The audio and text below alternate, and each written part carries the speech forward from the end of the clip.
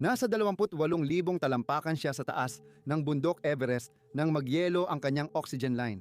Malakas ang hangin na parang babala ng bundok na tumigil siya. Hinila ni Ikramu Hassan Shakil ang kanyang maskara pero walang hangin na pumapasok. Naglalakad at umaakyat na siya ng 70 araw mula sa antas ng dagat hanggang sa death zone. At ngayon, sa gilid ng langit, siya ay nahihirapan ng huminga. Sumisigaw ang kanyang Sherpa. Kailangan nating bumalik dahil lahat ng umaakyat ay bumabalik. Luhika ang nagsasabi nito. Pero sa tuktok, determinasyon ang mahalaga. Hinubad ni Shakil ang maskara at huminga ng malalim sa malamig na hangin. Malabo ang paningin niya, nanginginig ang kamay at nakita niya ito. Isang kislap ng kulay sa niebe, isang bumagsak na umaakyat tapos may 5 pa na nagyelo sa daan. Lumampas siya, mahina niyang sinabi, "Hindi ako, hindi ngayon." Ilang oras ang lumipas. 6:30 ng umaga.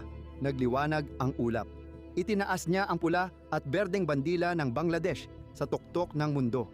Minsan nauubos ang hangin, pero hindi ang determinasyon.